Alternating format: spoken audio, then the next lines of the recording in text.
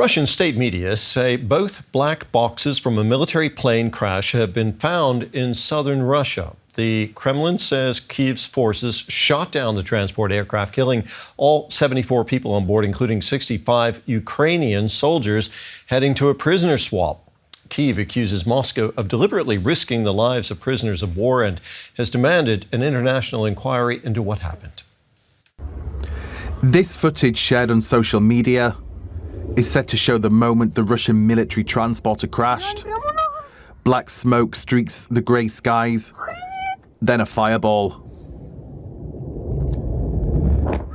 Kyiv has confirmed that a prisoner swap was due to take place, but that it had not been asked by Russia to ensure safe operational airspace. Ukraine's President Volodymyr Zelensky has cancelled upcoming trips and called for an international investigation.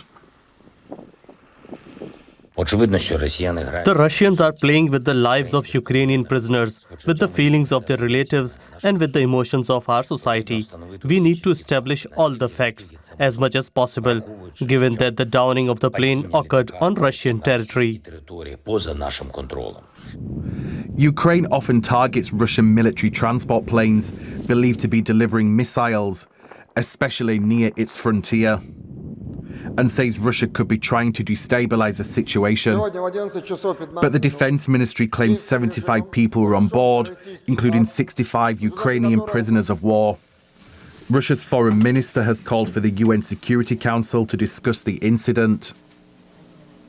The Ukrainian prisoners of war were transported to the Belgorod region in order to conduct yet another swap that was agreed between Moscow and Kyiv. Instead of this, the Ukrainian side launched an air defense missile from the Kharkiv region. It targeted the airplane and was a fatal strike. The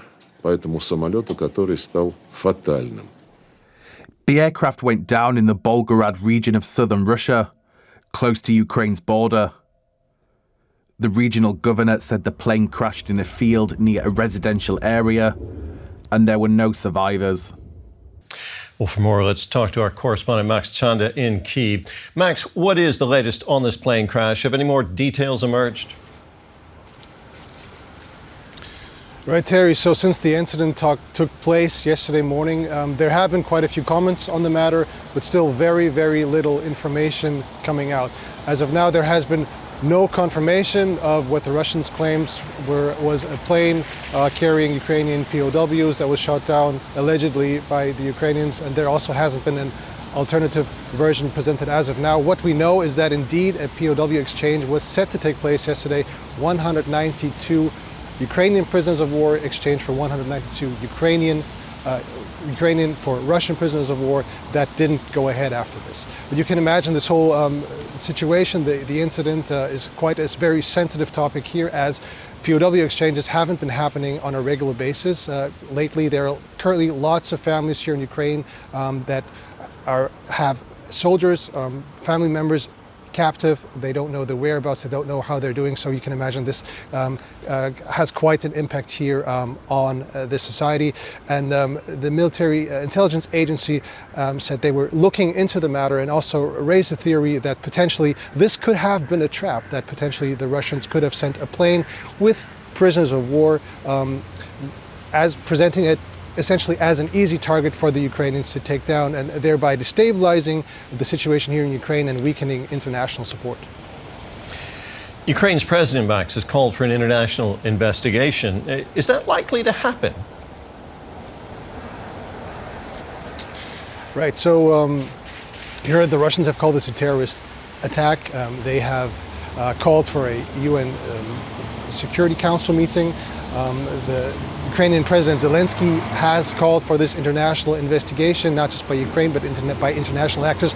This is likely to prove very, very difficult, since the incident took place in Russian airspace and the crash site lies within Russian territory. And judging by past events, it's questionable if the Russians will grant access for international investigators.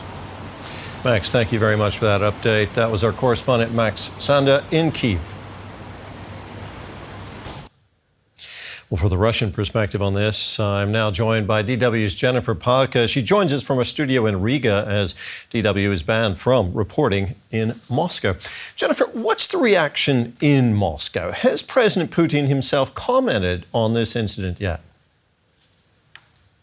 Well, Russia's foreign ministry has called the crash an act of terrorism, harshly blaming and criticizing Kyiv for killing its own people. The foreign ministry's ambassador at large for crimes committed by the Kyiv regime said, quote, "Kyiv has committed an act of insane barbarism, demonstrating complete disregard for human life." Unquote. Moscow insists that Kyiv knew not only about the prisoner swap, but also that the crashed plane had 65 Ukrainian soldiers on board and was heading towards the shared border. Still, Kyiv chose to launch 2 missiles. At least this is what the Russian military claims to have seen on its radar.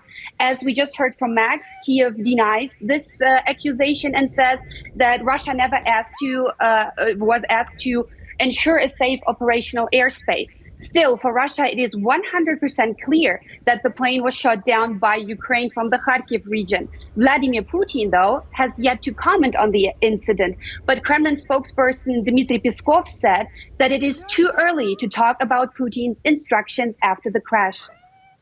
Now, Ukraine's President Volodymyr Zelensky is calling for an investigation, an international investigation. Is the Kremlin likely to allow that to be conducted on Russian soil? Well, Russia, too, has called for at least international support. Vyacheslav Volodin, chairman of the Russian State Duma, instructed members of parliament to address the German Bundestag and the White House as well, claiming that either a Patriot missile or an Iris-T missile were responsible for the plane crash. He also said, quote, "Ukraine is a Nazi regime nurtured by Biden, Macron, Scholz, and other politicians. They must realize their responsibility." Russia also insisted on an emergency UN security session on the plane crash. According to Russian media, it will take place on the evening of February 25th, after France has declined to hold it on the 24th. But if an international investigation will happen on Russian soil, well, this is still unclear and remains to be seen. Jennifer, thank you very much. That was DW's Jennifer PKA in Riga.